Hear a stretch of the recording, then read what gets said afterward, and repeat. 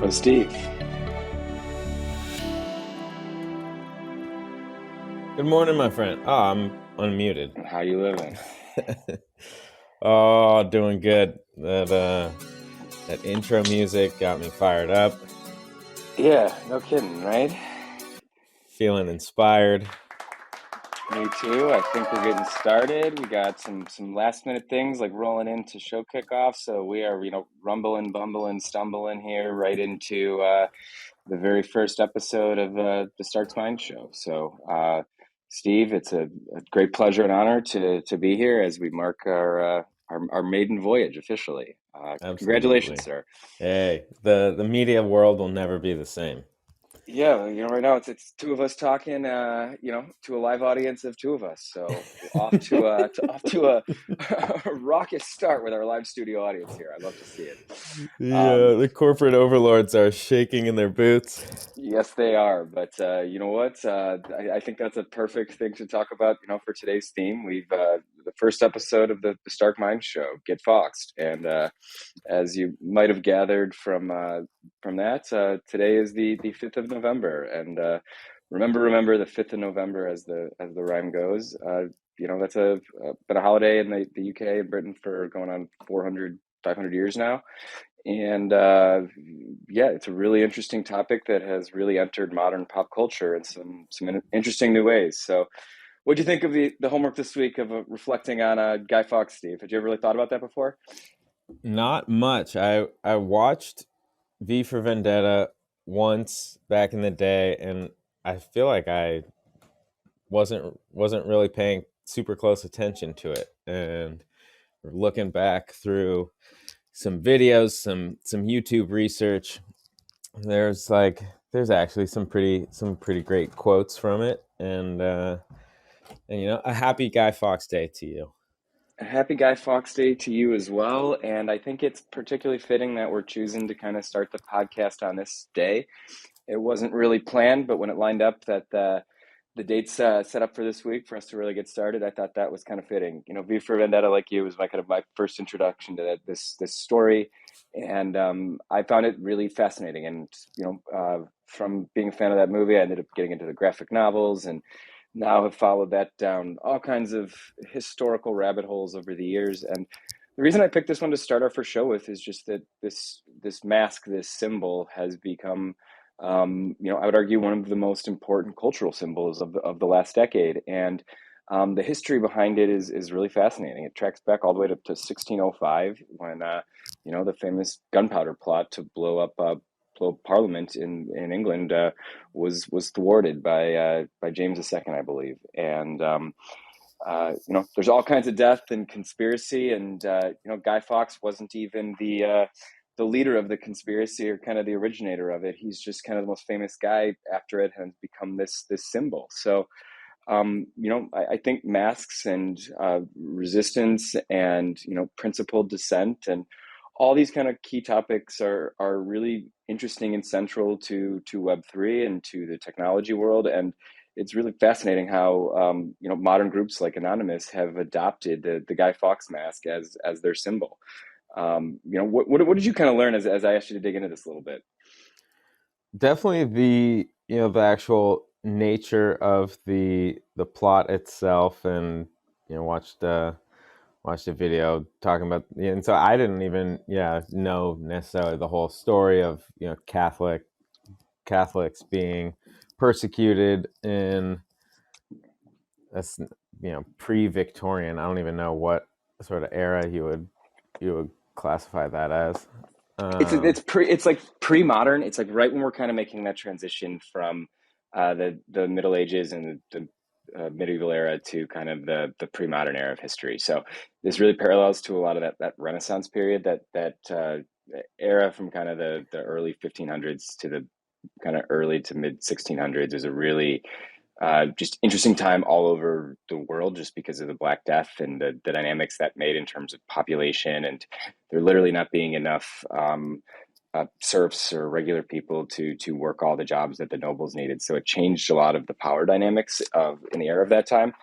And controlling religious faith and using that as a vehicle to kind of organize the population was a big deal. So um, when Guy Fawkes enters the story, England had been going through some really interesting periods of transition, and it had gone back and forth between Catholic and Protestant rule a couple times. Charles II switched it back to more Catholic rule and lost his head for that. So that's the era where Guy Fawkes comes in, and that name has been lionized over history, but it wasn't actually a very common name, and he went by a number of pseudonyms over the years. I believe the one he went by the most was John Johnson. I Sounds like did see that. Yeah. yeah, this guy just had a hilarious, funny name. Then he went over to Spain and to Italy to try to get support from other Catholics to kind of fund a resistance in England, and he went under the name Guido Fawkes, which is actually what he was hanged, executed, and deposed under, was the name Guido Fawkes. So, it's funny how even the name that's remembered in history wasn't really the name he fully went by, but over time and over 400 years now, people have assigned all kinds of different meanings to Guy Fawkes, to this history, to Bonfire Night in the UK. Bonfire Night was even, Guy Fawkes was celebrated here in the United States in the Revolutionary days as well. So he has become kind of this resistance symbol. And interestingly enough, the Guy Fawkes gunpowder plot was one of the first, if not the first, like recorded instance of gunpowder being used in like a terrorist kind of way too. So, Yeah, unpacking big this one, barrels of gunpowder. yeah, 36 barrels or whatever it was. It was enough to blow up Parliament and make it to some meaningful buildings, within the area around there, is what it looks like in tests of the modern era. So this was a real plot. It was very close to being successful. He was caught.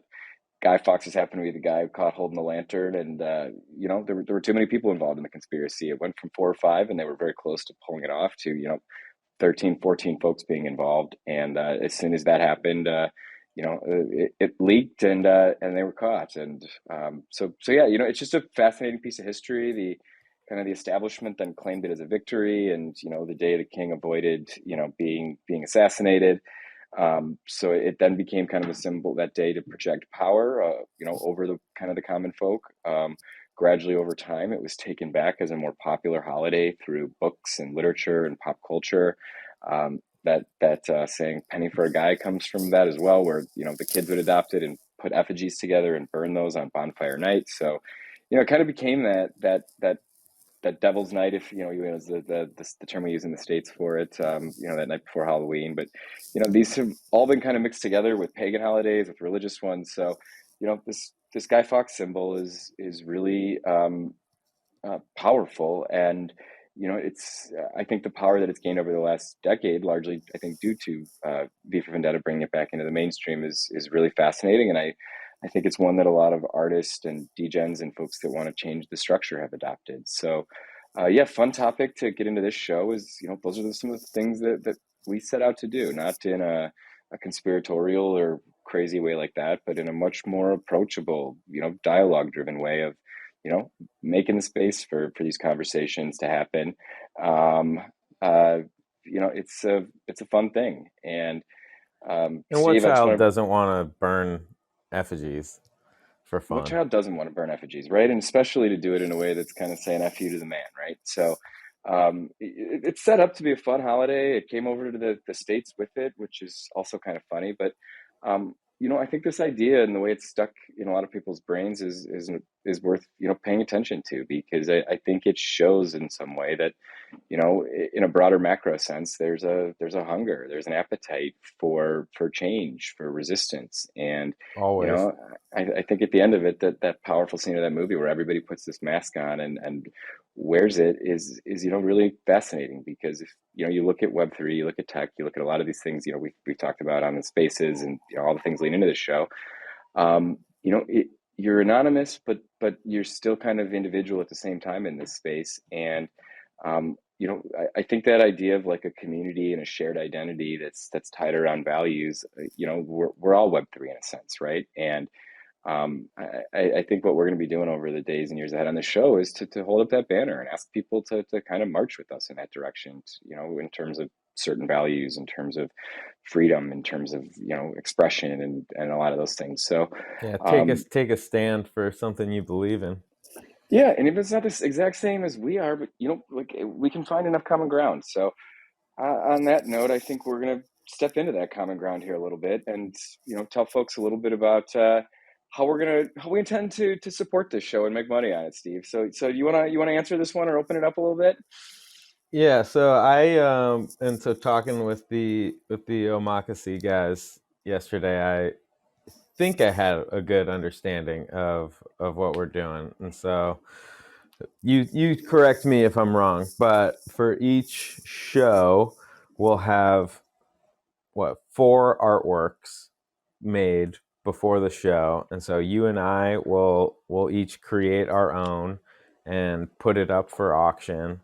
And then there will be one show that could be made by or one piece that could be made by anybody that it just represents the show, and that will Yep. be essentially done as an open edition at a very, very low price, just for anyone to have. And that will be uh, I don't think they said that they would have it ready by next week to do sort of an open edition, an open mint for just whoever is here for the live taping. And then a fourth piece that would be a an artist of some note that will contribute a piece, and that Or an will artist also, of no note, and yeah. I think that's what the high level. And dude, thank you and for submitting art. I challenged Steve to make something this week, and we've talked about that on the episode 0 and on Spaces as well. But both Steve and I in our journey in Web3 have involved making stuff, and we've learned a lot about Web3 through making art, making memes, making JPEGs, and um, I don't think either of us would have really called what we did art until somewhat recently, and you know what, that's still probably in air quotes a little bit, but we're going to make a go of it. And as we kind of noodle on our ideas and talking and what we want to topics we're going to cover on a show, that making art and memes and all of that, I think is a really cool creative process that has really helped formalize our thinking for it. So rather than those going back and forth in DMs, we're going to share them with the world, and we're going to put them up for auction to essentially raise money to support the show and give the people that support it a chance to essentially own a piece of it as it grows. And these are going to be the tokens and the symbols and the pieces of our community that help us understand and validate who's here and who believes in this stuff and who participates. So yeah, that one of one is from Steve and I is going to be a running contest, if you will. We're going to see who can sell the most art over this first year of the podcast, and probably tie some funny bets up to it. But we'll start to unspoof our favorites. Potentially a tattoo involved.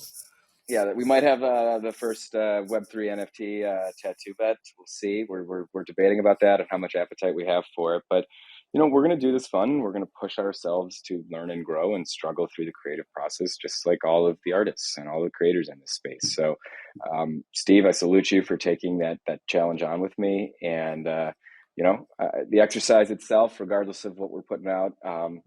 Uh, will be fun to track and see over time. And what I will say, I am proud of the piece that I put out today. And it's a Guy Fawkes mask that is styled after the one and only, secretly a very famous one, the artist, colloquially known as Avery or Avery Famous. But he's a great example of this idea of a mask, right? And we wanted to give Avery a little shout, and the Bofa gang, because they really were the impetus for you and I to get together and really get to meet each other and end up doing this show, man. So what tell us about Avery a little bit.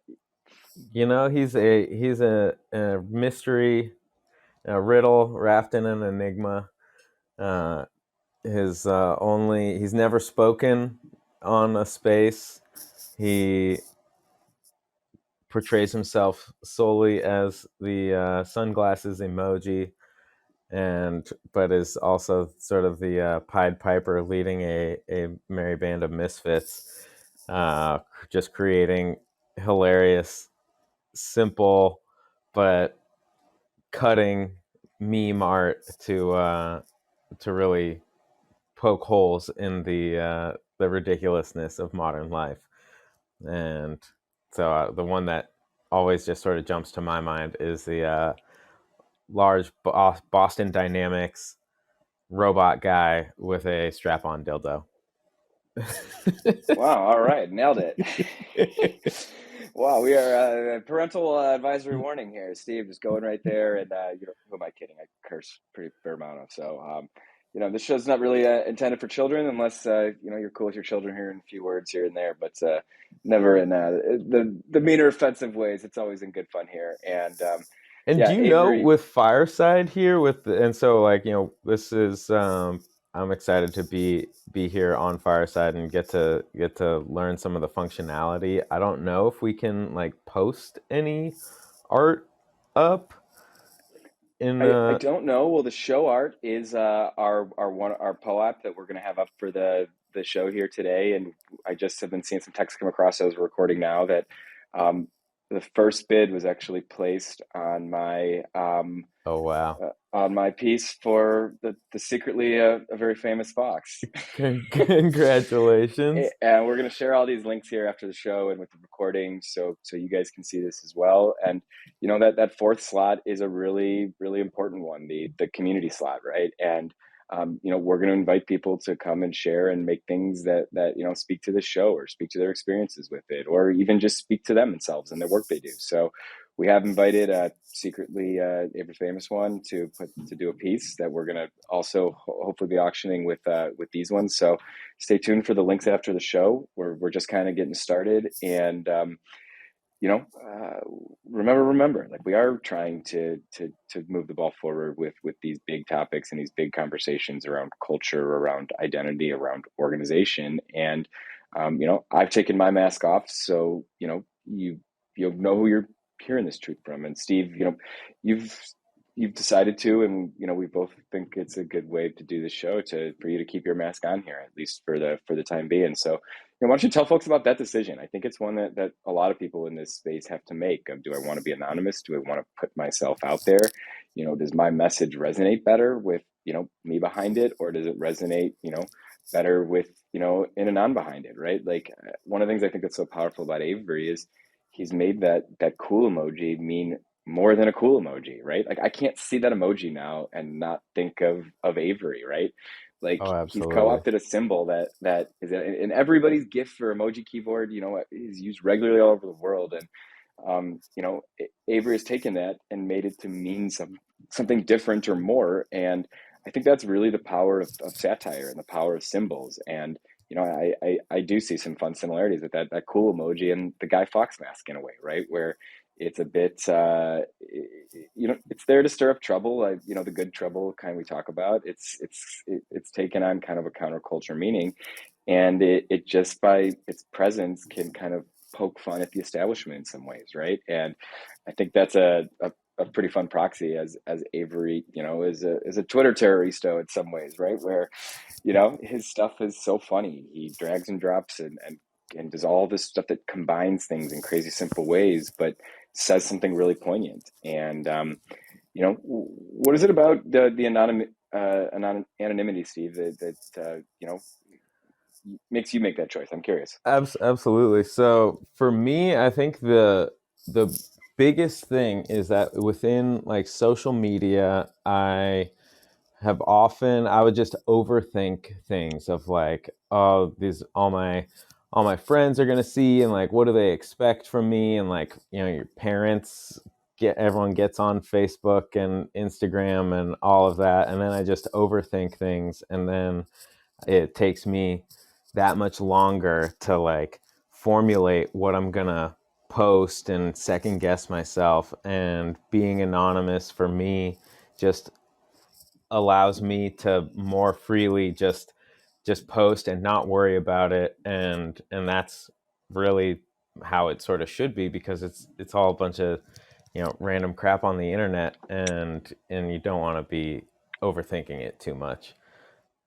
Agreed. I found great liberation in being anonymous, especially as somebody who's I've been in public a lot. I've been, hosting events and in the community and all that where, a lot of my stuff is scrutinized or, if I do something dumb or stupid or whatever, like, people will pay, it's something that I've always had to kind of be careful about. And I've never been a huge social media person either. So, it was actually Web3 that gave me the impetus to get back into social media for better or for worse. I still kind of rue that day, but also kind of love it because the Web3 Twitter has connected me to just so many amazing people now over the years or over the year. It feels like years. God, time is a flat circle in Web3. um, but, I think there is something to that of, spending a year exploring the space anonymously and, um, letting people kind of understand me for my contributions and rather than, what I could possibly do for them or, uh, a name or whatever it might be, Yeah, right? what you've And done or yeah, any of that. and I think it's made this coming out and doxing piece more interesting too, because all those people knew me for kind of who I was for my contributions, and it didn't change how they saw me once they really knew my face, right? And that's a really interesting thing to talk about. I think particularly with this because so many people get judged, based on the look or that appearance or what they portray or those symbols, and it changes so much of our perception of them subtly and subconsciously, whether we like it or not. And defining that perception is just a really interesting challenge, right? And even the mask you choose to wear, which is in NFT is PFP, right? Like to use that parlance, uh, you know, you choose to the mask you want to wear, and you change it regularly. And you've got a pirate mask on, Steve. So what does that say about you? Certainly in that it being in NFT Twitter, basically being active in Twitter for about a year now, it took me until very recently to hone in on this, basically the funk eye patch, as like, oh, this is what I'm going to try to style myself as a Web3 pirate. And it's surprising that it took me that long to figure it out. Like, I've had a pirate flag emoji in my name for a long time, and just, finally made that connection of like, oh yeah, I should be rocking an eye patch. And part of that, I see my man Conway in the audience here. He's one of the basically one of the smart dudes in the GameStop community, and there's a whole pirate theme along with the GameStop sort of community. And so being able to connect the crypto funks with the GameStop and have this one simple symbol of just a little. That's right. Oh, we got And some music sent in. Thanks for the love, Conway. And you can come up and say hello if you want to, man. This I show don't is know. I don't know if he can, as like, I don't know if these PFPs that show up as popcorn have the ability to get up on stage or not. I'm not sure. They might have to You know like. what? You're right. They may be coming from the web. I think that is what that globe down there means. And we are learning some new tech here as we go. So, I think that's a good entree, Steve, to talk about this show. And, we've done a lot of spaces this week. We've been really digging into the community, kind of sharing our story, bringing folks into this, and just participating a lot, right? And I think through that, it's really helped us refine our vision for the show. And, this last or this last 10 15 minutes here, I'd love to tease a little bit of what's coming down the days ahead. And this next month between now and the end of the year is really going to be this startup phase where we get things rolling. But Steve, we've really embraced this idea of pirate radio. That's why we're funding Mm-hmm. our show in a way where, it's self-reliant, where, as we build our community, we want to create a forum and platform to fund the show, independently, where we're not reliant on folks. We've got some really fun ideas about how we might bring partners or sponsors in down the road, and a series of challenges where they have to prove their values and ultimately earn their way into the title of a Stark Mind Show sponsor partner. Especially if you're a corporate. So we're gonna have a bunch of fun games. And if you look at our show art today, I'd ask everybody to just kind of dig into that. Like, we are innovators. We are kind of artists. We don't wear one hat, and we want this community to be an intersectional group of folks that come together. So, Steve, how would you want to take this down? We've talked about this a lot. How do we share this? I think with the PF, the show art, you see there's a few folks in there, Dave Chappelle, John Oliver, and Howard Stern. And I think that's a good place to kind of start for this show. And, we're trying to call our shot there, where those three guys have done things very differently. And we both, I made that art for today, but I think those are folks that you and I both really respect and admire, and are Yeah, and some of the kind I of would just say, influences we want to bring into this. yeah, if up at the top here, SMS01 get Fox, you click on that and it can pull up the piece that will be available for basically broad minting for anybody, and that's a Stark original, and this shows most of it. I also see Jester down in the audience. He gets a shout out in this piece. But yeah, those three, as far as, yeah, Thank you, Jester. clap it Appreciate up. you, brother. And Yeah, that's another thing, just for everyone in the audience here and in the future, one sort of difference between Fireside uh, and Twitter Spaces. So these are basically Twitter Spaces that will have some additional functionality that then gets published out to Spotify and Apple Podcasts and YouTube and big platforms. And these sort of emoji or reactions, they will trigger a noise so that people in the recordings will be able to see. And so just don't be caught off guard if you trigger a noise, and yeah. Let's we'll. all try it. Anybody in the audience want to hit some buttons here? Let's see if we can get a little applause going. I see you down there, Richard Entrep. You know how to work that applause button. There we go. And Richard, do you want to stop up and say hello? I know, we've been working together on things over the last year. It's been quite a run, and we've talked about this show having a regular kind of whack pack of sorts of folks that are going to be contributing and sharing some of their insights and all that. And Richard Entrep is in the audience, and he's going to be joining us periodically in the days ahead as the show evolves. But Richard, do you want to come up and say hello, or are you going to be hanging out in the audience today? All We'll right. see. Based on the no reaction there, we will invite Richard up. And the text message he just said to me, not loading. So we'll. Oh, maybe I'll send him an invitation to speak and see if that works. That could help.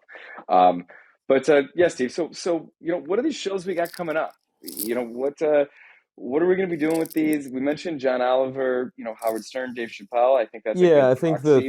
and the thematically of those, and so give my best attempt here. So John Oliver as a sort of deep dive into these topics, current events, or whatever is relevant to really the sort of themes that we're approaching.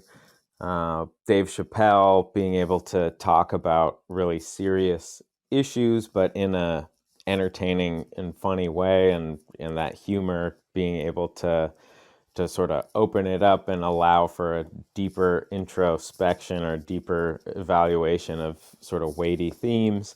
And then Howard Stern of just the ridiculousness and the. Dude, nobody could take his microphone away. Like, how many people wanted to silence Howard Stern for so many years, and that dude just found a way. He, changed the broadcasting and radio game, and for sure. And all three of those, like you said, we've got some funny ideas and skits and things, and we're gonna, make this light that all this stuff is, serious, right? Blockchain and Web3 and the artwork and the social and economic sides of this are all very serious. And I think that intensity, and then the gravity of kind of the social media spaces where these conversations usually take place, just pushes people into just intense experiences. As they try to understand this, they try to not get rugged. They try to understand how this actually maps to their practical realities on the ground, and the reality that we all live in, even if we're not on Web3 or blockchain or any of those things too, right? So I do. I think that with those kind of three spirit guides, if you will, and countless others that we draw influence from, we're going to try to take all this complexity and you know go esoteric and deep where we have to, and take that John Oliver journalistic, Bellingcat deep dive research driven approach, and we'd love to engage the community in that, and figure out how to really uh, deep dig into and understand some of these projects and these ideas at a level that we're bringing a bunch of different perspectives driven by research and from smart people all across kind of the tech and art and Web3 communities. So yeah, I think that's going to be fun. Howard Stern, fist raised, that whole thing. And then I think you and I both have a particular affinity for Dave Chappelle, and Of somebody course. that I would argue is, one of the most important voices of the last decade. And, I think he was 10, 15 years ahead on a lot of these issues. And, just his journey and his career and the way he's able to surface really complex, difficult issues in a way that makes people laugh and makes them approachable is something that we're going to attempt to do at this show. And we've got some fun ideas ahead for that, whether we're kind of parodying even Dave I Chappelle's mean, jokes. we can just cut ahead to some of the shows that we've got coming up. So I think next week on 11/11 we'll get sort of esoteric and go into, I don't know, sacred geometry and some Illuminati We're gonna go a little stuff. Stranger Things on that. The Upside Down. I think 11/11/22. There's a lot of good juju around that day. Maybe we're gonna see if we can, open up a hole in the universe and do a little bit of just vision casting at that one. I think that's gonna be fun and a little fantastical. And yeah, what do we got after that? Then we'll take a week off. Then the following week after Thanksgiving on Black Friday, we'll hold a mirror to American, really Western sort of consumer culture and dive into that. And then you are heading out to Miami for Art Basel. When is that? That is, we're going to be doing a ton of shows and just content and fun stuff from on the ground in our Basel. Um, our friends and family night, where we're going to be bringing folks together and kind of putting all the finishing touches on our Royal House of Medici exhibition, is going to be November 29th. And then I think we're going to be really hosting people through the space through December 4th. So we're going to have 5 days of wall-to-wall action, art, tech, NFT, general Miami-ness. It's we're gonna do Medici Vice down there. Yes. And we have some just amazing artists too that I've been talking to some that want to do interviews and want to share some of their story and their work. So we're going to get into a little bit more focused content, and I think on 11/11 we might have a couple interviews related to technology and innovation with some tech that has the potential to turn this media and this landscape upside down in a sense, right? And I think that's what we're all going to be kind of working through is as new technology comes out, and we're kind of on the front end of it because we seek to be in that space, but with tools with the potential to turn things upside down, how do we deal with them? How do we manage them? How do we communicate them? And I think that's where this idea of symbols and shared identity and the masks we wear, being intentional about that. If you're going to put this on, here's the values you carry with you, and it's going to be really fun to think, try to craft that culture together and to bring all those different speakers and contributors together to shape it. So we're gonna laugh along the day. I think we've got plans in the early new year post Miami to really share the roadmap and the vision for the show over the next year. And January of 2023 is when this show is gonna really start to to turn into something that I think we all have a vision for. So these next few weeks are going to be, I think, a heck of a lot of fun. It's going to be some pretty wild content coming at you, and we're going to try to bring you some smart people to explain what this shit actually is and what it actually means. So hopefully we can form that culture and that community that addresses some of these challenges before it gets to blowing up government buildings and you know uh, burning people in effigy and all those kinds of things, because those are the stakes right now, whether it's political violence, whether it's economic struggle and hardship and all that too. Like, there's just a lot of people that are feeling pain and pressure, and they're looking for outlets. And I certainly hope we can catch those folks and organize in cool, productive ways, and use blockchain and these things that we're learning together to come up with new models that hopefully avoid some of the violent side of this. Yeah, and sort of a theme that's been touched on is the nonviolent resistance, and I think one of the sort of lessons that I took from the whole Guy Fawkes story is that was 400 years ago, and they got close, but still their plot and the plotters got massacred, and really when you Hey, start to take you get tortured on the action. rack in the Tower Yeah, way, dude. Like for yeah. that's not fun. Getting your once your joints are separated, you can be stretched as far as your skin will stretch. Like God.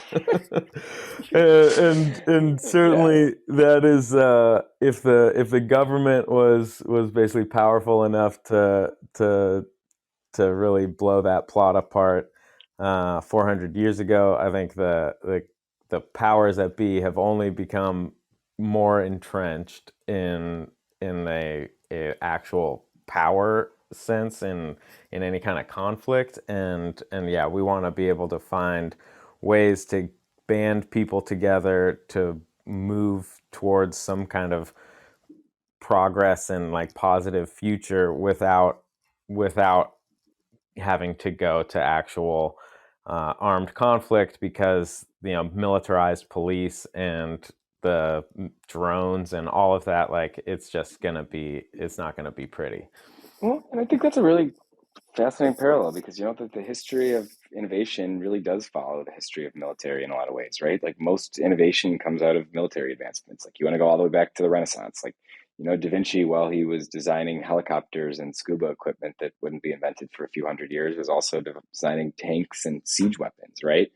That innovation throughout history has always kind of played this double-edged sword, right? Like there's a ship, I believe it was a Dutch ship, the Gribshunden, right?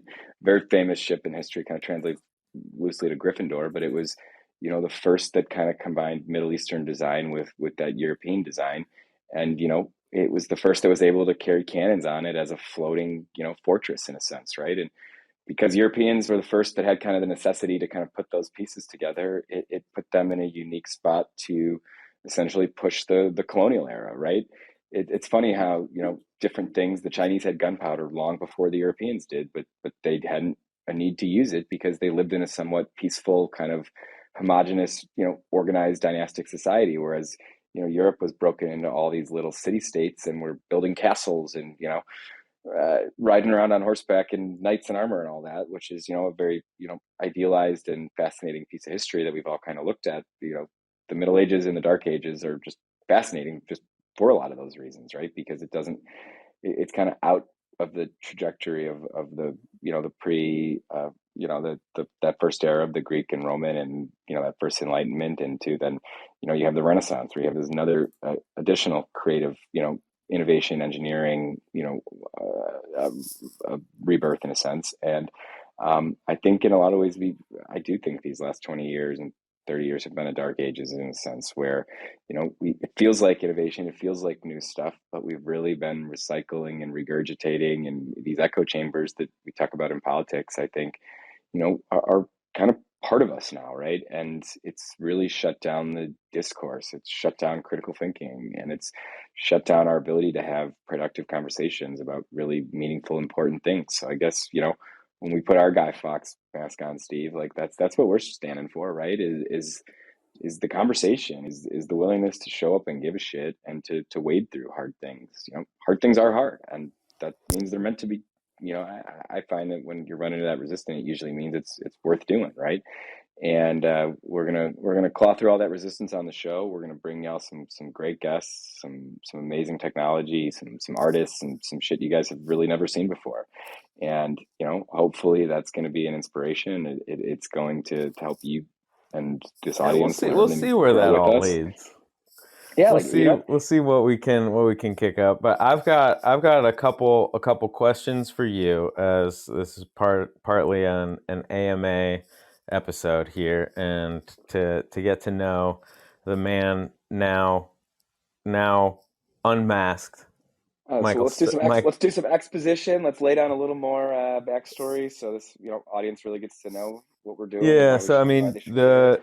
in episode 0 touched a little on your sort of backstory, and so work in leading nonprofits and investing in cool technology companies, and former lawyer and yada yada. Now charting a new path, but to really get to know Michael Stark, I've got a lightning round of some questions. First, cats or dogs? What do you like better? Dogs all day. I have a dog named Sansa. So my puppy princess Sansa Stark. She lords over House Stark like like a queen. Excellent. That's good. Cats are disgusting creatures that are incapable of love. Uh, Cats for some reason love me, but I'm like deathly allergic to them. So I Same here. That will be my sleeping in my feelings on aunt's house, cats and are the cat will be sleeping on my head somehow, and I'll be literally like dying and not able to breathe when I wake up. Yes. So yeah. My cats and feelings I on got some cats history. are my feelings are somewhat colored by my allergies to them. I will But say, Steve, as far as like animal talk, I the last like 3 4 days in a row, I have like seen deer like randomly, like on different streets. The deer ran through my yard. Like I don't know. I think the deer are stalking me after that Avery Famous Bofa Gate deer yes, piece last week. your deer work, your deer artwork is excellent. But I will Uh, say, deer are the kind of ancient symbolic. You want to get into kind of what the archetype and deer. They've always stood for knowledge and wisdom. So they're always watching. hopefully we got a little knowledge and wisdom stalking us, Steve. There we go. Do you have a favorite food? I do.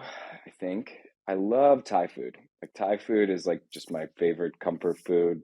Sushi, fish. I love fish, oysters. That's definitely one of my sweet spot would be the Asian fish, oysters, all that type of stuff. Beautiful. Drink of choice. I like to drink an old fashioned. I'm a bourbon man. If I'm really getting to know somebody, I found that uh, my father-in-law who passed this last year during COVID, my wife's grandfather as well. So we've been through a lot of just crazy stuff, and um, my It's been a father-in-law. wild couple years. Yes, it has. But my father-in-law and I used to, no matter when we'd come visit, like that first night, he would just be like a little kid waiting for me to sneak out to his wood shop with him, and we would basically just drink ourselves as far as we could to the bottom of a bottle of bourbon and just laugh and tell God, I stories love that. and we really got to know each other through that. So when I want to kind of break bread and fellowship, and I always find that a bourbon is that drink for me that I end up having with folks that we really leads to deep connections in some ways. Big ups to your father-in-law. Hey, up there, hope you hear us, Paul. That's We're right. doing the thing. We're doing the damn thing. Do you have a favorite U.S. president?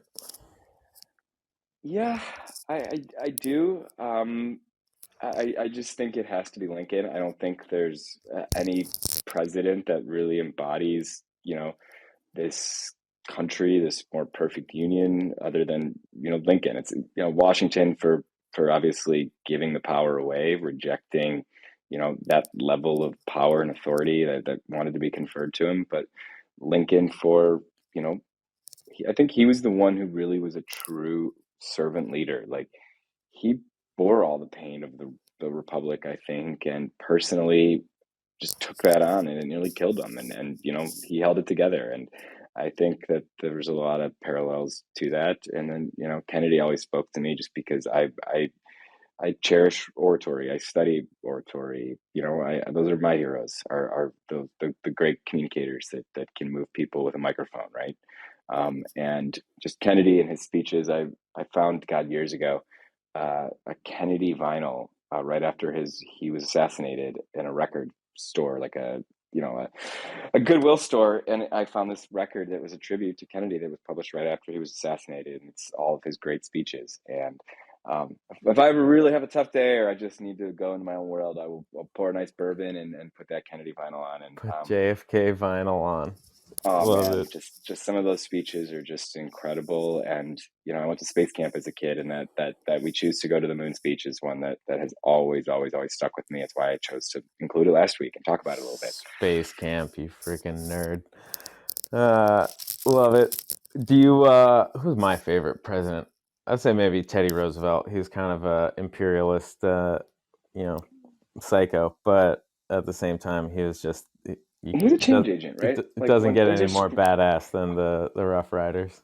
well, that and when you can win a presidency under your own party, like they invented the Bull Moose Party, right? And like Mm-hmm. won an election, like that's crazy. And I talk about that too, of like stepping into the arena all the time. And Roosevelt, for better or worse, kind of had that American machismo, that manifest destiny. And when you got that kind of bug in you, it's just a matter of where you apply it, and it's really hard to argue with the end product of what he did with respect to the national parks, conservation, all of it. And Yeah, yeah, man, that big invasion of San Juan Hill. yeah, we're riding. What was some of your favorite music in high school? In high school, I loved hip hop growing up. So my mom was always taking away my Snoop and Eminem and Dre CDs and all that. I think one of the first albums I bought was the Jay-Z Volume 2 Hard Knock Life album in like middle school. Classic. I had had the Limp Bizkit, the Fred Durst phase. I had a red Yankee cap, I'm sure, like you probably did Yes, too. yes. I loved Blink 182, Red Hot Chili Peppers. Then into college, it turned into it wasn't kind of more. I love Lupe Fiasco, and he's really been one of the two that have inspired me from like Lupe Fiasco and Kid Cudi are like my guys. Love it. Do you have a favorite video game of all time? Assassin's Creed, that is like my favorite series. I've played those almost all of them through. I guess that probably makes a little sense why we're doing this now, but that uh, going through history. I loved how those Mm-hmm. really played into historical fiction. It was kind of this push pull between Illuminati and the structured the powers that be. And I think that Templar versus Illuminati of structured religious order versus kind of this freewheeling, creative, resourceful side, I think is just cool. And then the fact that you're climbing on top of the Duomo and the Tower of London and all that is just badass. Love that. I think I might have to go Tetris just because Nice. this is just the best game. Just putting the pieces together, man. That's right. We're all playing Tetris, whether we know it or not. We're out here building. Let's see. When in your life were you the angriest at either the system or life, or just filled with the most angst? I've never been an angry person. I would say I'm always filled with angst, but most people that would really know me would have a hard time probably counting how many times I was really angry. But um, one time, the angriest I've ever been is when my wife had a stalker, right? When we Oh were dating shit! and all that, and um, I that was crazy. And to deal with that, it was like, man, I had to tap into things and sides, and just I don't like feeling like that. Put it that way. And No, it's a trip, but we dealt with it, and it's not an issue anymore, thankfully. But that was probably the angriest I've ever been because it felt like a violation and felt like you don't I had to, say. yeah, I had to really defend us and her, and just so yeah, like that's a different. That was it when I was probably most angry. And what's the most trouble you've ever been in with police or other assorted authority figures? Oh, there's a long and distinguished record of that. So, which one do you want? But I've definitely spent a night or two for disorderly and just uh, I had a few run-ins at the law growing up before the age of 21. Since I turned 21, I've not had too much trouble. But I was the one at house parties who would answer the door and try to tell cops our rights and stuff like that. They Yes. couldn't come in, so yeah, I know our rights. Yeah, well, you're a dumbass kid, and here's your handcuffs. Hop in. Love that. What's Uh, the worst that you've been like injured? Knock on wood, I have never broken a bone, but I did have like child services called on my parents because I was just such a lunatic growing up that I had like 11 emergency room trips for stitches or staples or whatever it is. But usually it was Epic. I'd say it's a long, I got a track record of smashing my head into things too hard and probably have had a concussion or two too many. So if Yeah, I crashed a bike growing up and like blacked out and wound up in the hospital on that. That was fun. yeah, I got a big scar in the middle of my forehead from running face first into the fireplace. I've got a scar on my eyelid from when I was a kid. I took the cart out of the dishwasher and rode it down the driveway. And at the bottom of the driveway at the curb, it crashed and I went into the cart, and one of the dishwasher spikes went through my freaking eyelid. So I'm very close to being to wearing an eye patch, just like you, Mr. Bootman. That's a beautiful thing. I feel for your parents. Yeah, well, I'm getting some karmic retribution with my two little ones now. Yeah, on the topic of parenthood, did you were you concerned much about like bringing a child into the world as it stands today, or how did you You, confront that? you know what? I'd say I didn't. That both of our kids just were kind of meant to be, and it just we never really like were worried about bringing kids into the world. But I will say that bringing them in has and being responsible for it is just crazy, right? Like it feels like a piece of your heart is walking around outside your body, and Mm, when you look at the world that they're going to be inheriting right now and the direction it's trending and just where we are, it's been a huge impetus for all this, man. Like there's no way I'm doing this without kids and without, that journey of having to go through grief and loss with Steph and her dad. And then at the same time, that's when we're bringing kids into the world and, dealing with COVID and isolation through really intense stuff. My kids were my outlet. Like, when Steph was pregnant with our second, she was on bed rest for the first like 3 months because her morning sickness was just mm. so horrendous. So, like there was a good 3 6 months where it was me and my daughter. She was just hanging out in my office working with me all day, and like sitting there with a kid doing puzzles and coloring behind you, and jumping on you like, as you're sitting here trying to work. It makes you realize what you're working for. Love that. Uh, let's see. Do you have a morning or night routine or a daily practice? Oh, dude.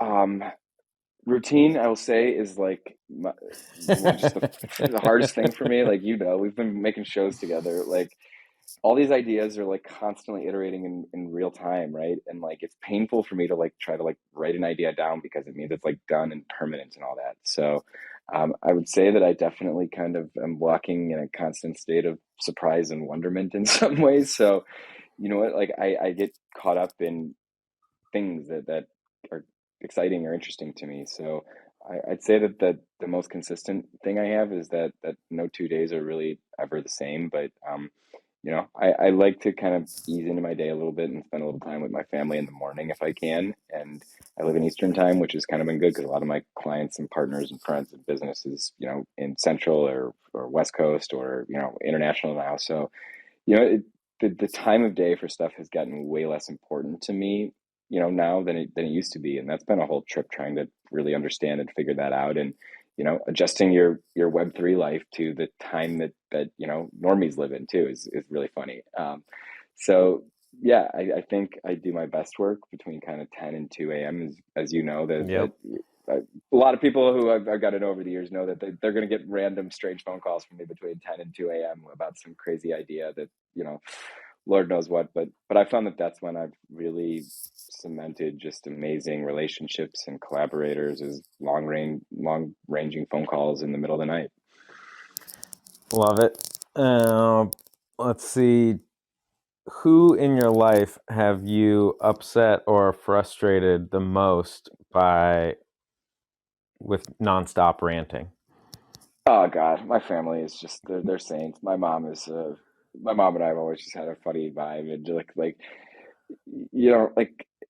we're so alike and so similar in some ways, but my dad too, and just like yeah, like they're somewhat more conservative, and uh, my family just thinks what I do is borderline like communism. Sometimes it's so foreign to a lot of folks in my world that I think people struggle to understand a lot of this stuff for what I do, and individual items of it are interesting, but it's really the context and how they relate to each other that is where I kind of do my work, and to try to explain that to folks is tricky, and I've always kind of been a pebble in the shoe, whether it was in school or growing up. So, I tend to ask why not instead of why, right? And when that's your default answer, like you're just gonna create friction places. And I think that's part of the reason for this show is being really intentional about where we put that energy, right? And if we take all that creative kind of tinkerer, have to just pick at threads energy and leave it to its own devices, others can often co-opt it, or it'll go into projects impulsively. And I think this show is going to serve as a framing mechanism for that energy. And as we do that, I think hopefully we'll be able to bring others into these kind of these outputs.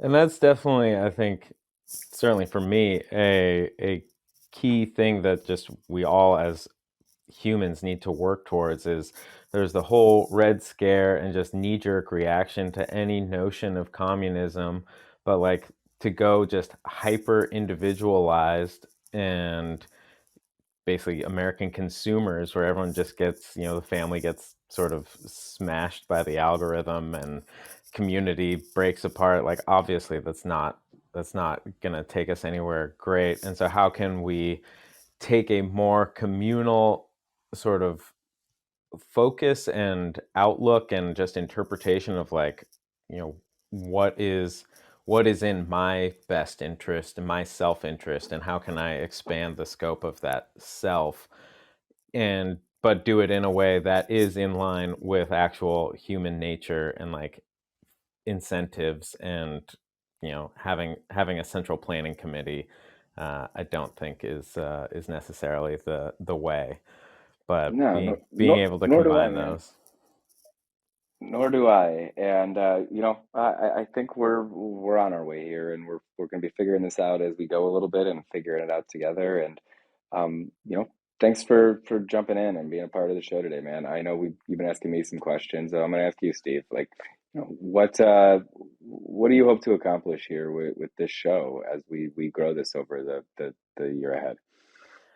Certainly, my goals, one is just to for me to get to know a bunch of like-minded individuals that don't necessarily need to have a specific plan, but just a general sense of, oh, default default American life as it's been presented. And I think we'll go international, not just America, but default Western life is not the be all end all, and we need to think about what we want to do and what we can do, and just come up with sort of that solution together. And so, I want to meet those people. I want those people to meet each other, and just see what develops there. And along the way, we'll take down the corporations and the demagogues, and we'll save humanity. So Oh, just that. So saving humanity. All right. No pressure, man. no problem.